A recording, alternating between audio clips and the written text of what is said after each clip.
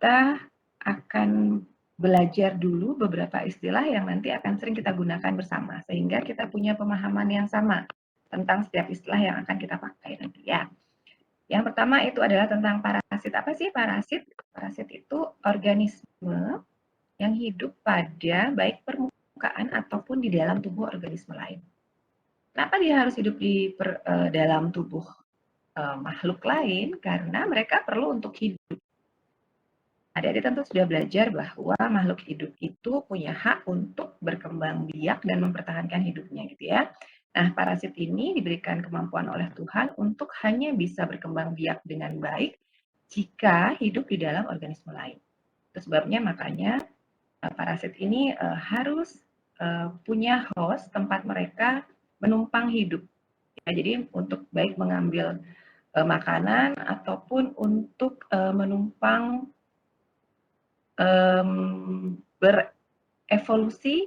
berevolusi, berkembang biak di dalam tubuh hostnya. Nah, organisme ini, parasit ini berbeda dengan bakteri, berbeda dengan virus, berbeda pula dengan jamur yang mungkin nanti akan kalian pelajari, karena parasit ini melulu sumber energinya itu adalah dari organisme lain. Kalian tentu sudah pernah belajar bagaimana antar makhluk hidup berinteraksi, itu ada mutualisme gitu ya, ada parasitisme. Nah, inilah yang kita sebut dengan parasitisme. Yang satunya kayaknya rugi gitu ya kalau ada organisme ini di dalam tubuhnya. Tapi ya memang seperti itu keseluruhan hidup.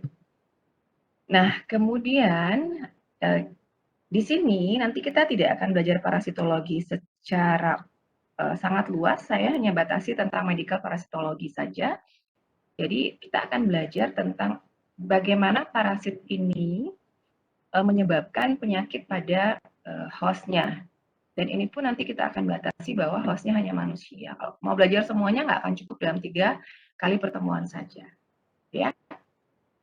Nah, kemudian apalagi yang harus kita sepakati adalah parasit yang kita pelajari itu nanti akan bisa berupa uniseluler maupun kompleks multiseluler. Tapi saya nanti akan lebih banyak menjelaskan tentang yang uniseluler.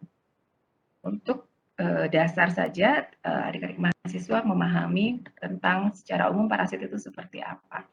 Saya nggak akan jelaskan tentang ektoparasit, kita hanya akan belajar tentang endoparasit saja. Jadi parasit-parasit yang hidup di dalam tubuh organisme lain. Ya, oke, kalau saya terlalu cepat, tolong dipotong aja, nggak apa-apa, supaya nanti kita pemahamannya sama. Kalian nggak terburu-buru mencatat, pemahamannya juga baik, jadi kita nanti sama-sama enak. Oke, sampai sana saya terlalu cepat nggak? Mudah-mudahan nggak ya. Nah, berikutnya lagi, teman-teman mahasiswa yang sudah belajar di awal gitu, ada prokariot, ada eukariot. Nah, parasit ini masuk eukariot gitu. Jadi semua parasit itu adalah eukariot. Artinya apa? Artinya kromosomnya ada di dalam membran sel. Mereka ada membrannya, jadi nukleusnya itu ada membrannya. Tidak DNA atau materi genetik yang beredar bebas di dalam cairan selnya. Nah, tadi kita sudah bicara bahwa parasit ini ada yang unisel, ada yang multiseluler, ya. Nah, yang protozoa adalah salah satu parasit yang merupakan uniseluler. Nanti kita akan lebih banyak belajar tentang protozoa. Metazoa sendiri ada cukup banyak juga jenisnya yang sering adik-adik kenal itu antara lain adalah helmin ya dan arthropoda.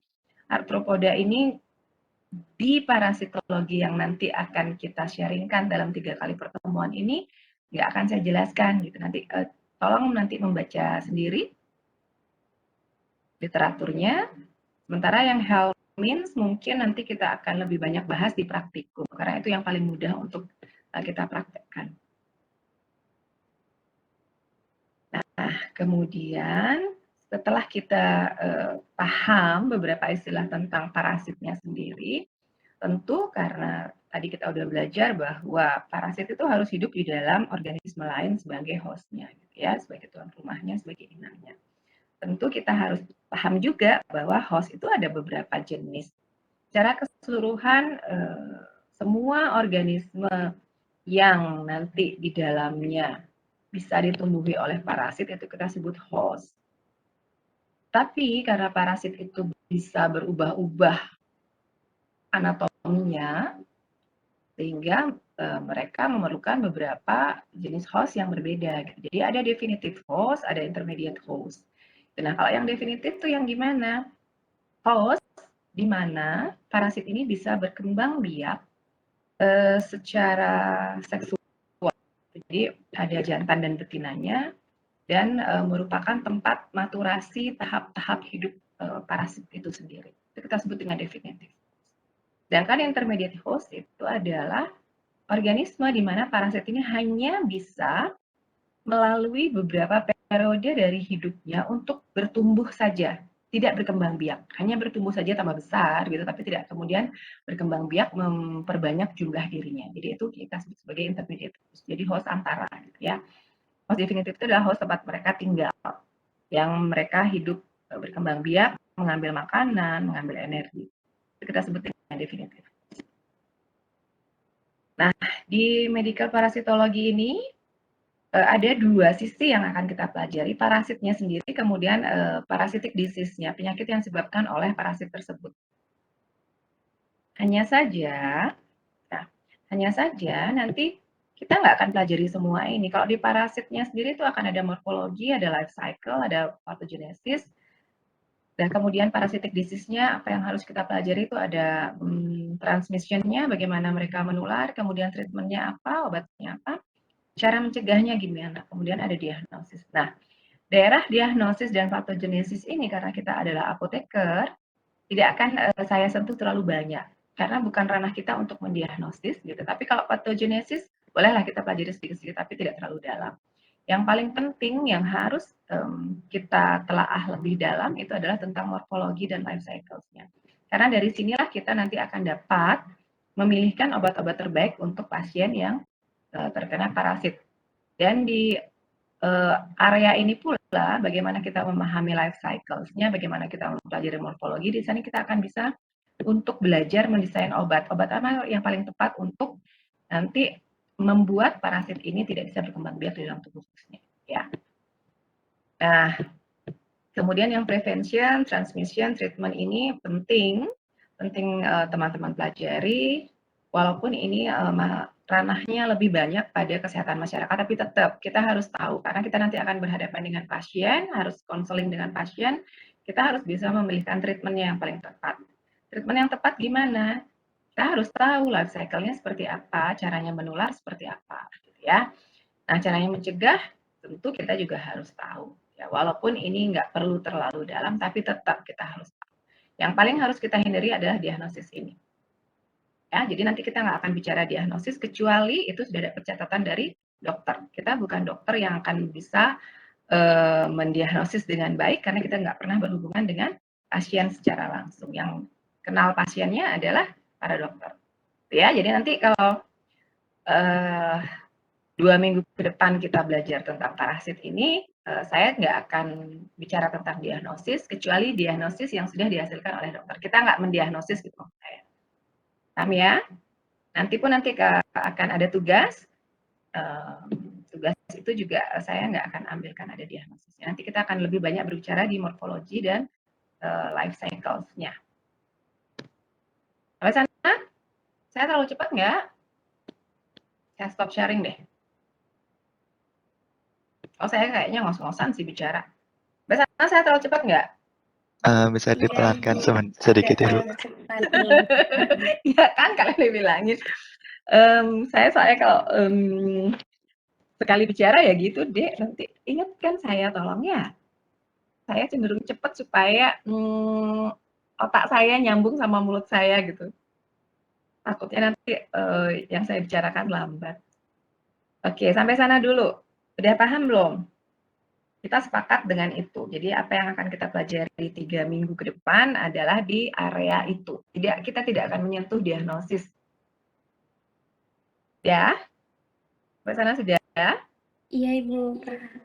Sudah, Ibu. Ada yang harus saya ulangi? Sudah, Bu. Oke, terima kasih banyak, Sindu. Saya lanjutkan ya. Kok saya ngos-ngosan sih? Oke. Ini berhentinya tetap kok ya. Jam berapa harusnya saya berhenti? 15.30 ya? 15.40. 40. Ah, 15.40. Oke. Masih ada waktu 1 jam. Saya sedikit untuk pertemuan pertama. Oke, berikutnya adalah kenapa sih kita harus belajar parasitologi gitu ya? Kita ini kan apoteker, sebenarnya belajar obat aja gitu udah cukup ya. Tapi seperti yang tadi saya sampaikan, kita hanya bisa memilihkan obat yang tepat untuk pasien ketika kita tahu bahwa siklus hidupnya seperti itu, kemudian pada saat tahap tertentu morfologinya berubah, begitu, baru kita akan bisa memilihkan obat yang baik. Lebih dalam lagi adalah setelah kita paham life cycle-nya, siklus hidup parasitnya, baru kita akan bisa belajar untuk mendesain obat apa nih yang baru yang bisa dibuat supaya lebih efektif obat parasitnya. Nah, di samping itu, secara global, kenapa kita penting belajar parasitologi? Enggak melulu tentang profesi kita, tapi tentang kemaslahatan orang banyak. Kita perlu menjadi bermanfaat untuk masyarakat di sekitar kita. Itu perlunya kita belajar parasitologi. Kenapa? Karena penyakit parasitik ini penyakit yang banyak banget terjadi di dunia. Ya, banyak banget penyakit ini terjadi di dunia. Kemudian menurut data WHO, ini kok saya masih pakai ini yang lama.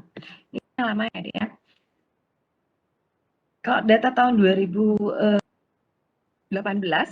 penyakit parasitik yang masih banyak itu adalah malaria, African trypanosomiasis, kemudian toxoplasmosis. Jadi Chagas disease, leishmaniasis ini sudah mulai berkurang. Itu sebabnya kenapa kita penting belajar parasitologi. Kemudian yang kedua adalah, yang ketiga adalah banyak insektisida gitu yang gagal dalam mengurangi penyebaran ektoparasit.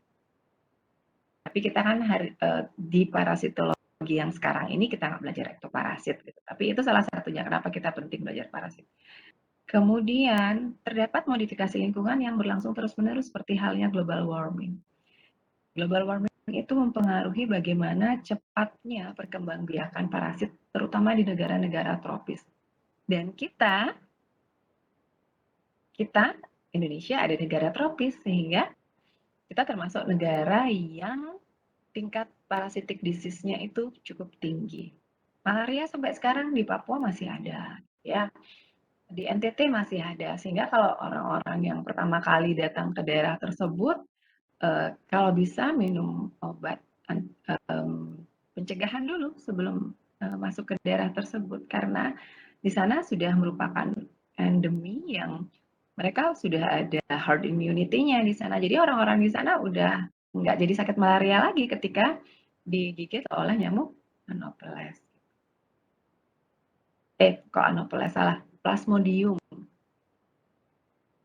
Karena kalau ditulari dengan Plasmodium itulah yang baru menyebabkan penyakit. Tapi mereka orang-orang di Papua gimana? Nggak kelihatan sakit gitu. Kita kalau yang ke sana baru kelihatan nanti akan timbul gejala sakitnya, ya. Nah, ini kejadian beberapa infeksi parasitik yang cukup besar di dunia. Ini kita lihat yang paling gede itu adalah apa? Helmin. Helmin itu apa ya? Cacing. Itu 2 miliar. Ini dari seluruh penduduk dunia. Ya. People infected itu 2 miliar. Kebayang nggak? Jadi walaupun ini dianggap kecacingan itu adalah penyakit minor, sebenarnya ini dapat menyebabkan fatalisme juga. Kita lihat disease-nya bisa seperti apa nih. Ascaris saja yang kita kenal sebagai cacing gilik. Teman-teman pasti sudah tahu ya, dari SMA udah belajar ini. ini sebenarnya tidak hanya sekedar bikin anak nggak bisa konsentrasi atau nggak sekedar bikin anak nggak nafsu makan, tapi bisa menyebabkan intestinal obstruction gitu ya. Jadi kerusakan intestin itu bisa banget terjadi ketika kita nggak aware bahwa seorang anak itu kena kecacingan Ascaris ini. Bisa juga pneumocystis. Kemudian yang juga banyak itu adalah malaria. Malaria ini yang banyak terjadi itu adalah di daerah-daerah Indonesia, kemudian di Asia, kemudian di Afrika juga masih cukup banyak. Kemudian yang juga banyak adalah schistosoma. Oh, ini banyak di Afrika. Kita nggak terlalu banyak rasanya, ya. Nah, jadi teman-teman bisa lihat, ya adik-adik mahasiswa bisa lihat, ini jumlahnya ratusan juta gitu ya. Ratusan juta bahkan sampai miliaran. Begitulah besarnya kasus parasitic disease. Tetapi kenapa kemudian tidak menjadi perhatian yang cukup mendunia? Karena ini banyak yang hanya endemi gitu, locally pada suatu tempat. Tapi sebenarnya ini banyak terjadi pada masyarakat dengan tingkat kemakmuran rendah, terutama negara-negara ketiga seperti kita.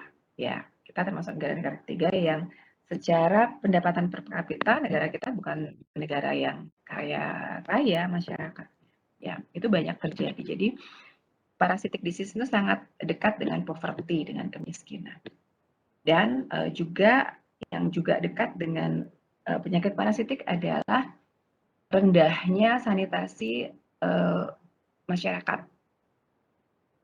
Kalian yang tinggal di kota, besar di Denpasar gitu, mungkin nggak terlalu merasakan bagaimana kekurangan air gitu ya. Setiap hari ada air pump yang mengalir atau kalau tidak pakai sumur bor. Kali-kali mungkin kalian boleh datang ke Karangasem gitu ya, atau ke Buleleng, daerah-daerah yang terpencil, sana air susah banget gitu. Dan dengan air yang susah, tentu tingkat sanitasi juga menjadi rendah. Di sanalah tempat-tempat di mana kasus-kasus penyakit parasit ini cukup besar. Gitu. Nah, itu sebabnya kenapa kita perlu belajar parasitologi. Ya. Nah, sampai di sana saya terlalu cepat enggak? Stop sharing lagi deh.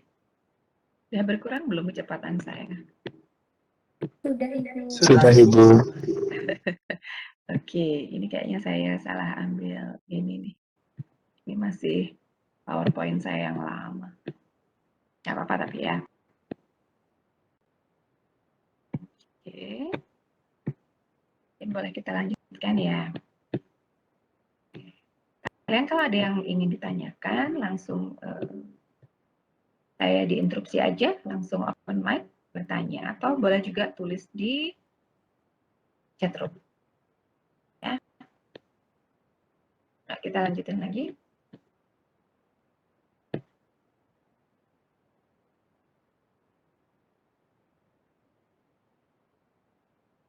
Oke.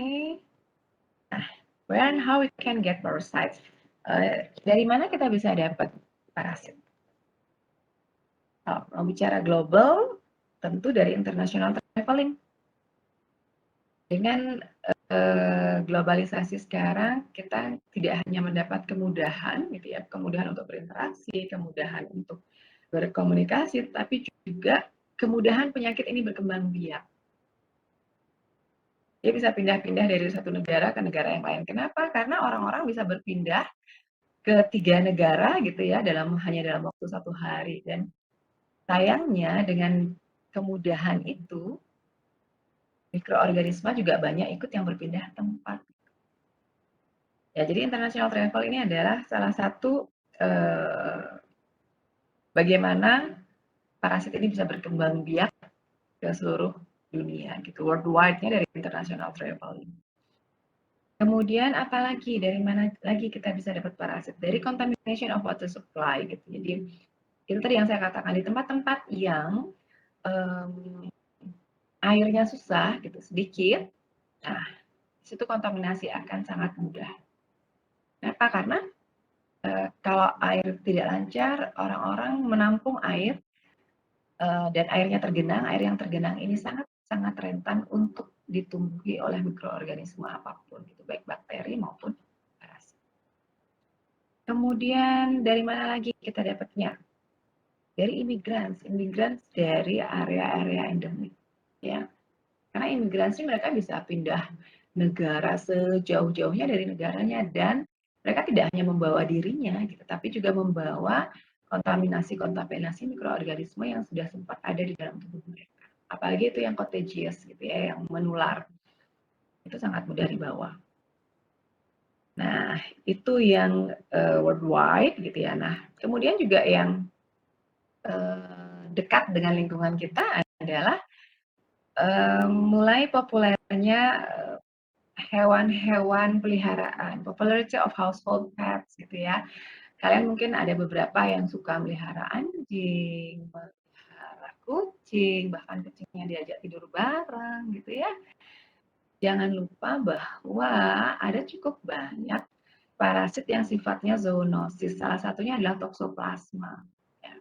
Toxoplasma itu zoonosis yang walaupun kita bukan host definitifnya, tapi manusia itulah host yang baik untuk parasit toxoplasma ini berkembang biak. Nanti di minggu ketiga saya akan cerita khusus tentang toxoplasmosis karena ini yang paling dekat dengan kita dan masih cukup banyak penderitanya dan nggak tahu kalau ternyata toxoplasmosis. Ya. Kemudian burung yang seperti itu juga merupakan salah satu tempat apa ya? Bukan tempat sih, salah satu alat menularnya penyakit nggak hanya parasit, bisa virus gitu ya, kayak flu burung tuh kan dari mana? Dari unggas gitu. Kalau kita melihara burung, jadi hampir bagian besar pets itu, hewan peliharaan itu dapat menjadi alat transmisi dari beberapa mikroorganisme yang merugikan kita. Tidak hanya parasit, tapi juga bisa virus dan bakteri.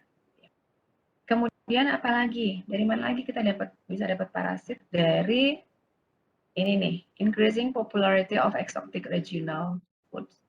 Sekarang sedang euforia sekali dengan raw foods gitu ya. Masakan-masakan segar, makanan-makanan segar yang langsung didapatkan dari alam, diolah seminimal mungkin, nggak digoreng gitu ya, nggak direbus, pengolahannya natural sekali. Tapi kita lupa bahwa hidup kita bukan seperti hidup zaman kakek nenek buyut kita zaman dulu yang polusinya sedikit gitu ya. Kita lupa dengan itu. Banyak orang bilang ayo kita back to nature gitu, kita harus makan makanan yang lebih sehat, yang lebih segar, nggak dimasak terlalu lama gitu. Nah, seperti nenek moyang kita dulu gitu. Dan kita lupa bahwa kondisi alam sekarang dengan kondisi alam nenek moyang kita sudah sangat jauh berbeda. Dulu nggak ada pestisida gitu ya. Kita nggak kenal namanya insektisida, kita nggak kenal namanya pemberantas anti nyamuk yang semprot gitu ya. Zaman dulu belum ada seperti itu sehingga apa memang semuanya benar-benar natural, nggak apa-apa langsung dimakan gitu ya. Nah sekarang kita nggak bisa seperti itu. Karena masih sangat banyak petani kita yang menggunakan pestisida, sangat banyak yang di rumah kita sudah pakai insektisida gitu, dan kita nggak bisa benar-benar makan raw food yang nggak diolah sama sekali. Mungkin minimalis processing ya lebih akan diperlukan. Misalkan dikukus atau direbus gitu, masih kita perlukan. Karena memang kondisi alam kita udah sangat berbeda dengan nenek moyang. Jadi ini adalah salah satu, walaupun itu digembor-gemborkannya makanan sehat, tetap kita lupa bahwa bisa ada mikroorganisme yang tertinggal. Ya. Kemudian apa lagi? Nah, ini nih tanggung jawab kita apoteker nih. Use of antibiotics and immune suppressive drugs. Ini salah satu yang menyebabkan parasit ini kemudian beradaptasi sehingga kemudian nggak bisa diobatin, ya.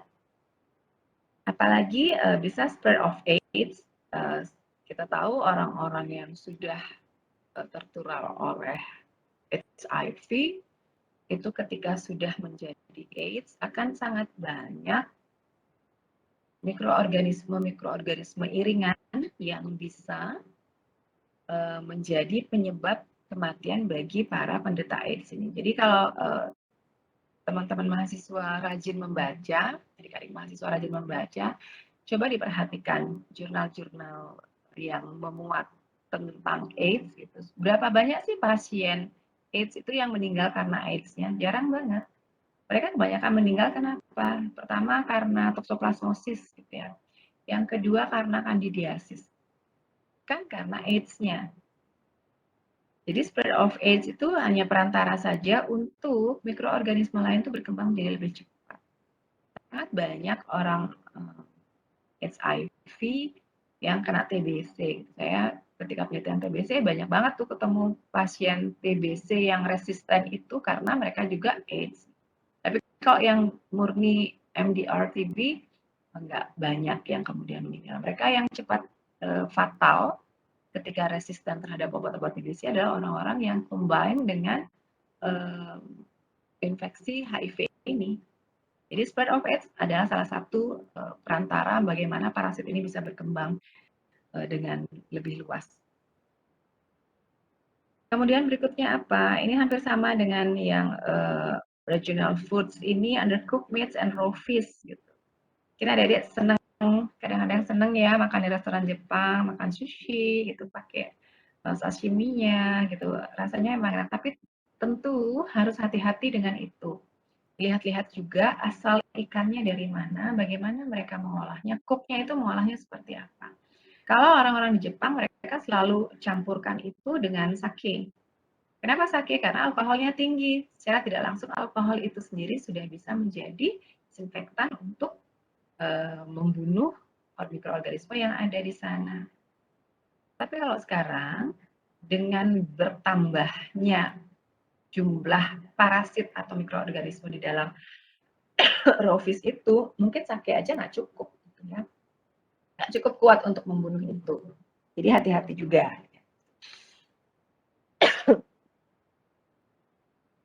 Maaf, saya terlalu ngebut nih. Kemudian apalagi yang undercooked meats gitu. Yang sering undercooked meats itu adalah kalau teman-teman ini suka makan steak. Steak yang tengah matang. Yang rare ya. Enak memang, rasanya enak, tapi hati-hati dengan ini. Nggak sih saya bilang nggak boleh makan itu, jangan makan raw food, nggak juga. Jangan makan steak, nggak juga. Ya makanlah, tapi tetap hati-hati. Harus ada awareness dari kalian untuk memperhatikannya dengan baik, bagaimana cooknya memasak. Ya. Kemudian ini hampir sama, hanya bedanya adalah ingestion of improperly washed fruits, vegetables. Gitu. Ketika saya S2, saya penelitian toksoplasma, orang-orang di Bandung itu banyak banget yang kena toksoplasma. Kenapa? Karena salah satu budaya mereka sendiri itu adalah makan lalapan. Lalapannya dicucinya pakai air air pump, tap water itu, yang tap waternya sendiri nggak cukup baik untuk menghilangkan atau membersihkan mikroorganisme yang ada di sana. Yang senang lalapan, coba sekarang mulai hati-hati. Mungkin harus dicuci pakai air hangat, karena kalau parasit itu kebanyakan 70 derajat udah mati, jadi nggak perlu pakai air mendidih. Air suam-suam kuku itu udah cukup untuk membunuh mereka, tapi dengan intensitas setidaknya 1 menit dialirin air mengalir gitu ya. Jadi tetap masih boleh, bukannya saya melarang bahwa nggak boleh makan raw fish, nggak boleh makan raw food, enggak juga. Boleh, tapi hati-hati dengan itu. Karena makanan-makanan itu ya salah satu tempat parasit-parasit itu hidup dorman. Jadi ketika dia masuk ke dalam tubuh kita, baru nanti dia akan berkembang biak. Kita baru akan sadar terinfeksi ketika mereka sudah berkembang biak di dalam tubuh kita. Nggak terasa, karena dia silent. Itu juga salah satu bahayanya penyakit parasitik. Mereka silent di dalam tubuh kita, kita nggak terasa kalau mereka berkembang biak. Beda dengan bakteri dan virus. Itu. Nah, tadi teman-teman udah lihat ada cukup banyak yang kita listing gitu bahwa makanan itu adalah salah satu dari perantara untuk menularnya penyakit-penyakit parasit. Nah, ini foodborne illness karena parasit boleh dilihat ini data WHO tahun 2015. Coba lihat, ini 0 sampai dengan 6. 6 ini paling banyak, paling parah gitu ya. Daerah yang paling parah dengan foodborne illness.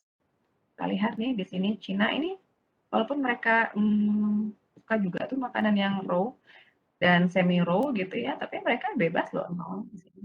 Indonesia ada di mana? Indonesia ini ya nomor 2. Tapi tetap harus hati-hati dengan itu. Ya, yang banyak merah tuh ini daerah sini nih.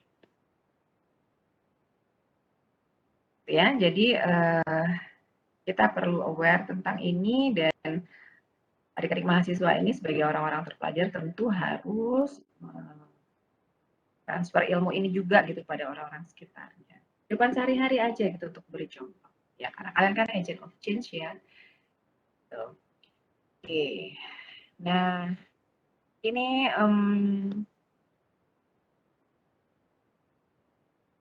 slide terakhir saya. Oke.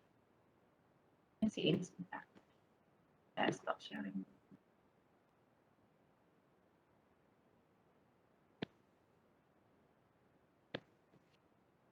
Oke, kita lihat dulu. Ini salah satu.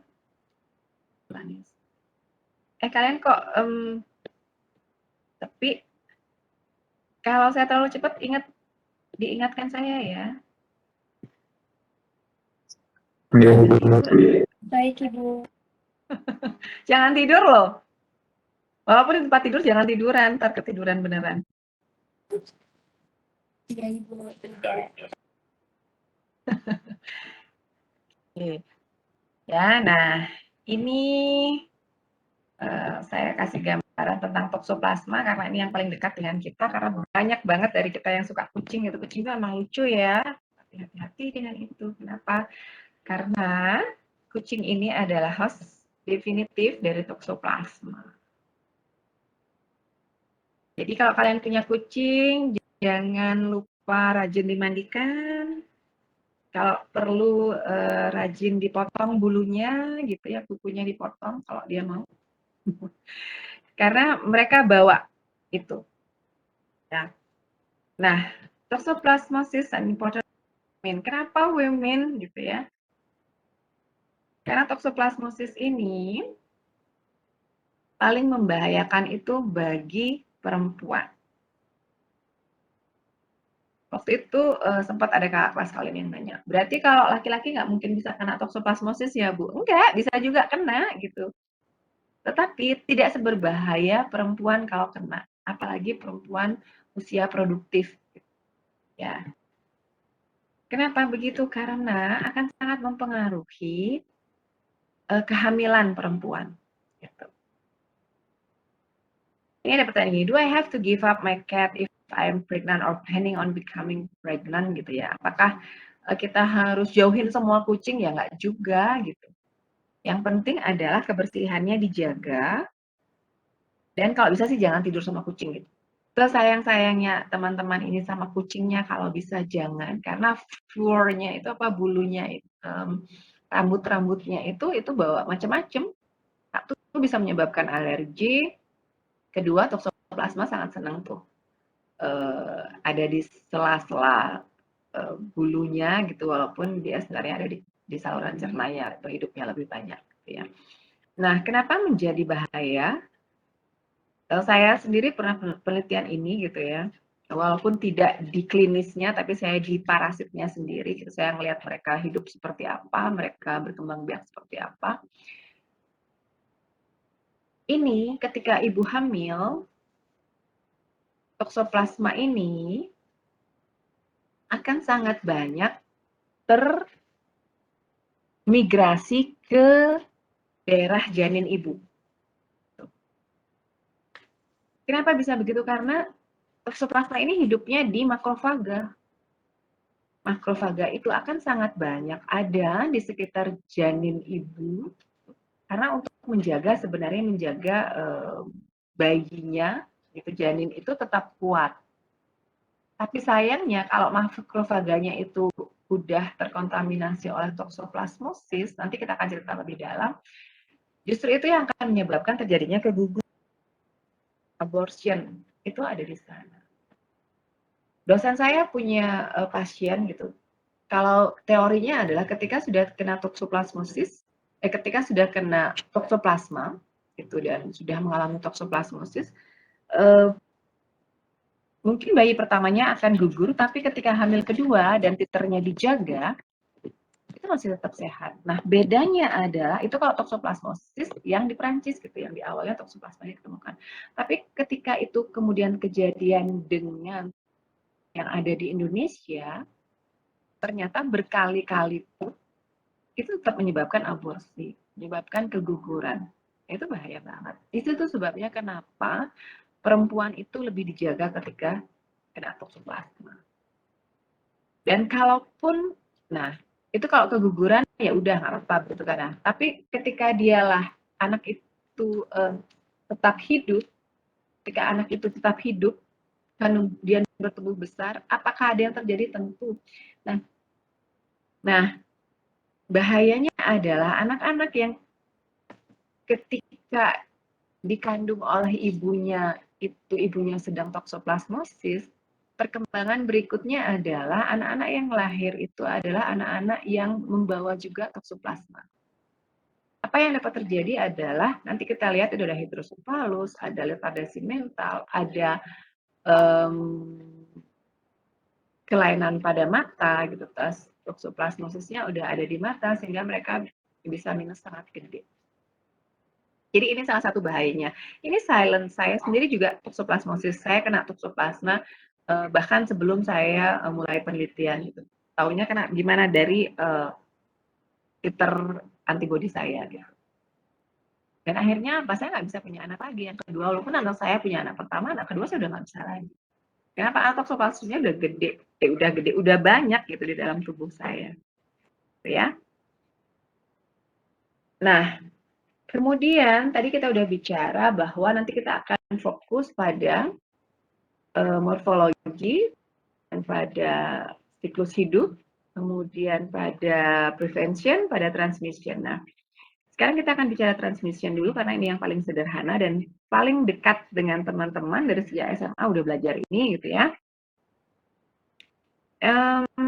Yang pertama adalah contagion, jadi kontak langsung, bisa skin contact, bisa sexual contact gitu. Ada beberapa parasit nanti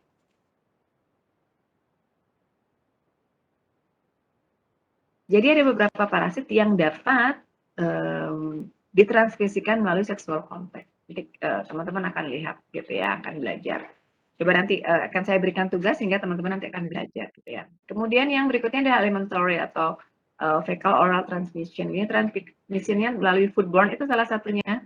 Fecal oral itu adalah ketika kita makan raw or undercooked food atau meminum air yang terinfeksi parasit pada tahap infektifnya.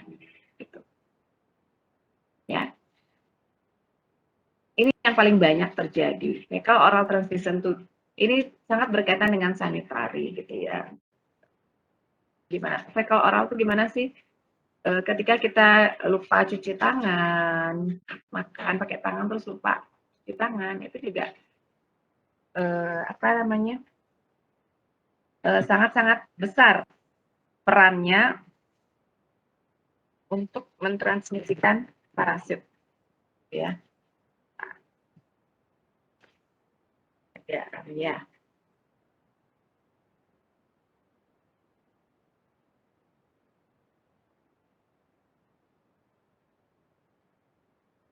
Kemudian yang ketiga adalah by blood. By blood ini include blood transfusion dan bite of vector. Malaria itu ditransmisikan melalui gigitan serangga gitu ya. Dan ini yang kita sebut dengan transfusinya by blood gitu. Tapi Tapi ada pula orang-orang yang dapat sakitnya itu dari transfusi darah gitu, dari darah pendonor yang kita nggak tahu bahwa itu ternyata kontaminasi parasit. Karena sampai dengan saat ini kan yang didetek kalau parasit itu baru malaria aja, ya. Malaria kalau misalkan orang udah kena malaria nggak akan boleh jadi pendonor darah gitu. Yang lainnya adalah HIV gitu. Jadi beberapa penyakit yang menular lewat darah biasanya akan dicek di sel darah yang akan didonorkan, termasuk COVID-19 sekarang. Ya. Nah, kemudian yang juga bisa menjadi jalan untuk transmisinya penyakit parasit ini adalah kongenital. Kongenital itu artinya apa? Kongenital itu artinya melalui plasenta ibu. Tadi yang saya sampaikan tentang toksoplasma gitu. Dan nggak hanya parasit aja yang mampu seperti itu, ada beberapa bakteri juga bisa seperti itu. Ada beberapa virus juga yang bisa kongenital. Jadi ini 4 cara utama bagaimana penyakit-penyakit parasit ditransmisikan. Ya, ini harus dihafal. Saya nggak tahu gimana caranya kalian untuk belajar. Mau nggak mau ya harus dihafal karena kalau di logika kan juga mungkin bisa, tapi mungkin bisa lupa gitu. Jadi yang harus kalian ingat adalah kontak langsung, kemudian transmisi fekal oral, gitu ya, kemudian lewat darah, kemudian yang terakhir adalah melalui plasenta ibu. Jadi itu sebabnya kenapa saya selalu wanti-wanti, ayo yang perempuan ini harus lebih ekstra menjaga kesehatannya. Kenapa? Karena generasi penerus bangsa itu menjadi kuat itu tergantung dari ibu-ibunya. Jadi jangan disia-siakan apa yang sudah dikaruniakan Tuhan pada kita dengan tubuh yang sehat ini dijaga. Apalagi perempuan gitu ya. Perempuan itu harapan bangsa. Oke. Berikutnya ini taksonomi. Nanti mungkin akan saya berikan tugas karena saya hanya 3 kali pertemuan gitu ya. Jadi minggu depan kita akan belajar tentang bagaimana parasit ini bisa menginfeksi kita gitu. Walaupun sesungguhnya mikroorganisme manapun begitu yang hidup di dalam tubuh manusia, di dalam tubuh kita tuh tidak ada keinginan untuk menyebabkan kita menjadi sakit. Jadi mereka itu naluri aja untuk hidup. Mereka kan punya hak untuk hidup berkembang biak gitu. Jadi jangan salahkan bakterinya atau parasitnya atau virusnya masuk ke dalam tubuh kita menyebabkan kita sakit. Bukan salah mereka gitu. Mereka diciptakan Tuhan memang hidupnya seperti itu. Yang salah siapa kita? Kita nggak jaga kesehatan ya. Karena tidak ada mikroorganisme manapun yang masuk ke dalam tubuh kita dengan saja untuk yuk bikin hostnya mati yuk gitu, nggak ada. Sebenarnya kita yang salah membiarkan mereka dapat berkembang biak karena mereka juga punya hak untuk berkembang biak begitu ya. Nah, nanti mungkin saya akan berikan kalian tugas satu untuk membuat karya ilmiah gitu ya. Maksimal 10 halaman jangan lebih gitu isinya ya. Nanti mungkin akan saya pilihkan dari beberapa ini dan kita hanya akan berbicara di protozoa dan helmin. Ya, karena kalau mau belajar semuanya nggak akan cukup waktunya. Kalau dulu kakak kelas adik-adik ini belajarnya 1 semester dengan saya gitu. Jadi cukup banyak yang bisa kita pelajari. Tapi karena ini sekarang digabung, jadi paling tidak saya berikan dasarnya lah untuk kalian. Nanti yang lainnya bisa dikembangkan ya. Nah, nanti tugasnya mungkin saya ambilkan dari helmin dan protozoa saja. Jadi bisa yang mana saja, ini nanti tergantung kelompoknya ada berapa, nanti coba kita bagi kelompoknya gitu. Ini beberapa yang saya pilihkan nanti yang lazim di Indonesia, misalkan Ascaris, Ancylospora. Nanti fokus di yang tadi saya sampaikan, fokus di siklus hidup, morfologi, dan treatmentnya. Ya, patogenesisnya juga karena dari patogenesis kita akan tahu treatmentnya seperti apa. Ya. Ini udah yang lewat. Jadi Itu aja dari saya materinya. Ini pesan dari guru saya sedikit. Kita harus belajar untuk selalu mensyukuri nikmat Tuhan walaupun itu sesuatu yang sederhana. Karena itu pula lah yang dilakukan oleh para mikroorganisme itu hidup. Ya, mereka hanya menjalankan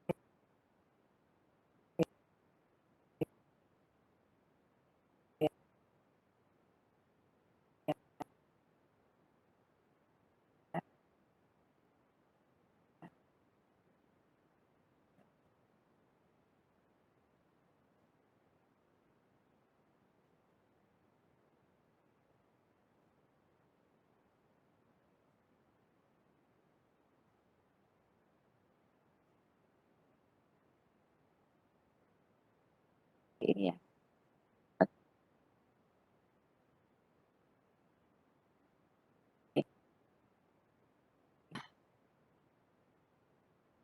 Suara saya udah kedengeran lagi ya? Sudah Ibu. Tadi sempat Sudah, Ibu. putus ya? Sudah, oke. Minta maaf tadi ada telepon emang sebentar. Gung Is, Iya, Bu. oke, pertanyaannya. Ini, bagus sekali pertanyaannya ya. Oke, tadi parasit zoonosis itu adalah parasit, udah benar, parasit yang bisa ditularkan dari hewan ke manusia. Apakah penyakit ini bisa ditularkan dari manusia ke manusia? Bisa. Jadi ketika udah masuk ke manusia, ditularkan kepada manusia lain itu bisa, walaupun mungkin kejadiannya tidak sebesar ketika ditularkan dari hewan ke manusia. Ya, seperti toksoplasmosis ini kan sebenarnya zoonosis ya. Ya, dari kucing ke manusia. Bisakah ditularkan dari manusia satu ke manusia lainnya? Bisa, tapi bukan oleh kontak langsung. Caranya gimana? Fecal oral transmission tadi, itu salah satu caranya dari manusia ke manusianya. Jadi kecuali gini, oh enggak bisa. Kalau yang zoonosis itu bisa ditularkan dari manusia ke manusia itu biasanya lebih banyak by blood. By blood itu yang transfusion tadi itu ya. Kemudian congenital, tapi enggak akan bisa ditularkan melalui kontak langsung. Itu kalau parasit yang zoonosis. Jadi kontaknya mungkin seperti itu. Kan tadi kita udah belajar ya ada 4 cara parasit ini ditransmisikan dari satu host ke hostnya yang lain. Kalau parasit-parasit yang zoonosis dari hewan ke manusia, bagaimana bisa menularkan dari manusia ke manusia? Bisa, tapi tidak dari kontak langsung. Bisa dari makanan itu tadi, karena cuci tangan, gitu kan bisa. Kemudian dari darah, gitu, karena ada di transfusi darahnya. Kemudian yang keempat dari kongenital. Jadi itu yang bisa terjadi ketika penyakit zoonosis itu tertular dari manusia ke manusia. Itu, Gong Is. Terjawab nggak pertanyaan? Sudah, Bu. Terima kasih. Iya, terima kasih. Ada lagi? Tanya? Kalau enggak, Izin. iya silahkan. Siapa yang mau nanya dulu? Sindu nih mau nanya. Siapa yang mau nanya? Mungkin yang cewek boleh duluan. Oke, terima kasih Sindu. Iya, siapa yang mau nanya? Gangga atau Yayan? Mudah-mudahan saya bisa jawab ya. Gangga silahkan. Bisa open mic. Halo Bu, selamat sore. Iya. Sebenarnya saya mau bertanya sedikit Bu. Kan tadi pas pertama itu sempat dijelaskan kalau parasit dan jamur itu berbeda. Tapi kalau misalnya kayak jamur penyebab panu itu kan dia tergolong parasit. Berarti izin memastikan aja Bu. Berarti jamur ini jenisnya dia parasit, bukan apa ya? Dia jamur. Iya itu dah maksudnya. Tapi dia jamur gitu. Tadi kan soalnya Ibu bilang jamur itu beda sama parasit. Jadi gitu Bu. Saya agak bingung gitu. Gini gini, kalau kita di mikro itu jamur itu kita sendirikan ya enggak. Entah apapun dia sifatnya, parasit ini kan sifat hidupnya ya. Jadi kita lebih banyak memisahkan itu berdasarkan morfologinya gitu. Kalau jamur tuh morfologinya kan beda banget ya, beda banget dengan parasit-parasit yang nanti kalian akan pelajari ini gitu. Jadi dimasukkannya jamur sendiri gitu. Gitu kan enggak? Walaupun dia hidupnya kayaknya parasit ya, tapi dia jamur gitu. Karena secara morfologi dia kelompoknya jamur. Itu. Ya enggak? Baik Bu, berarti dari Dia morfologinya dibedakan. iya, diambilnya dari morfologinya. Karena kita kan karena gini, makhluk hidup itu sebenarnya ya banyak yang in between gitu. Sehingga untuk membedakannya tergantung kita membedakannya berdasarkan apa. Gitu. Nah, kalau di parasitologi makanya gini, kalau mau belajar parasitologi, medikal parasitologi itu ada yang parasit uniseluler, multiseluler gitu. Jamur itu masih yang multiseluler, tapi karena dia morfologinya beda, kemudian siklus hidupnya juga beda banget gitu dari parasit yang uniseluler itu makanya dan multiseluler umumnya. Makanya dimasukkan sendiri, akhirnya bikin kelas sendiri lagi jamur. Nanti kalian akan belajar itu dari Pak Darmayasa, beliau expertnya, saya bukan. Gitu ya. Saya kebetulan lebih banyak di parasit dan bakteri. Jadi itu yang membedakan, enggak. Kalau sifatnya oke lah, nggak apa-apa dia parasit. Tapi secara morfologi dia enggak gitu. Itu aja sih. Oke ya. Baik Bu, Ya. terima kasih. Iya, terima kasih. Jadi siapa lagi mau nanya? Saya izin bertanya, Bu. Iya, mudah-mudahan saya bisa jawab ya, Sindu ya. Jadi Eh, jangan susah nanyanya. Iya, Bu. Di sini saya ingin bertanya dua hal, Bu. Yang Ya. pertama itu di bagian awal tadi penjelasannya mengenai alasan belajar parasitologi. Itu kan adanya gagalnya insektisida untuk mengurangi ektoparasit. Saya ingin bertanya, Bu, apa itu ektoparasit? Kalau nggak salah seperti itu tadi, Bu, ektoparasit. Kemudian yang kedua, tadi Bu sempat menjelaskan mengenai kucing itu, Bu, salah satu definitif host. Kira-kira host parasit yang seperti apa aja hidup di kucing seperti itu, Bu? Oke. Oke, Bu. Terima kasih, Bu. Iya, Bu. Dua Ya, itu saja, Bu. Ektoparasit ya yang pertama ya. Ektoparasit itu adalah parasit yang hidupnya itu di permukaan organisme lain. Kayak kutu yang gitu-gitu tuh. Itu parasit, tapi dia hidupnya di permukaan. Jamur itu mungkin ya juga. Jadi mereka nggak masuk ke dalam tubuh hostnya. Beda dengan malaria. Kalau malaria itu kan dia endoparasit. Kenapa? Karena dia masuk ikut di peredaran darah. Itu yang kita sebut dengan ektoparasit. Nah, insektisida itu lebih banyak digunakan untuk itu. Tuh, itu jadi nama ektoparasit itu artinya dia hidup di luar tubuh hostnya. Dia hidup di host tapi di permukaan tubuh hostnya. Kemudian yang kedua, yang kucing itu sebagai host definitif ya. Yang paling saya tahu adalah toksoplasma. Toksoplasma itu host definitifnya kucing. Jadi apa tadi yang saya sampaikan tentang host definitif adalah host definitif itu adalah organisme di mana parasit berkembang biak secara seksual. Ya, dia berkembang biaknya secara seksual bisa punya generasi baru itu karena ada parasit jantan dan betinanya gitu ya. Kalaupun ada yang hermafrodit, toh tetap itu adalah perkembangbiakan seksual. Jadi yang paling saya tahu nih, saya nggak hafal juga gitu ya, Sindu. Yang paling saya tahu yang merupakan parasit yang host definitif kucing itu adalah toksoplasma. Karena saya pelajari benar itu. Ya. Jadi di dalam kucing lah toksoplasma itu berkembang biak secara lengkap dari maturasi sampai dengan beranak pinak. Itu Sindu?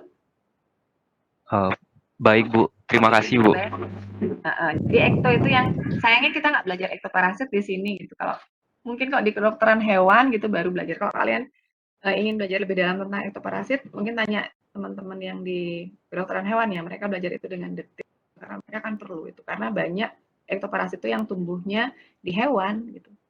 Ada yang pelihara kucing nggak? Anjing sih. Itu kan suka ada kutunya tuh di permukaannya. Ya kan, suka garuk-garuk gitu anjingnya. Nah, itu ektoparasit. Itu. Itu ya, Cindy ya. Iya, Bu. Terima kasih, Bu. Terima kasih. Oke. Saya rasa cukup ya hari ini, udah sore. Nggak bisa, mohon maaf saya nggak bisa lanjutkan dengan praktikum karena kayaknya lelah banget. Bisa nggak kita arrange gitu hari yang kita praktikum itu jangan sore, karena justru praktikum itu butuh, konsentrasi yang lebih fokus loh. Jangan sore deh. Kalian ada waktu kosong kapan? Nggak sore.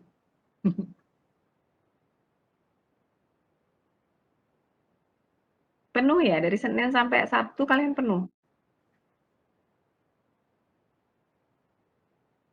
Ya, siapa nih yang mau jawab saya?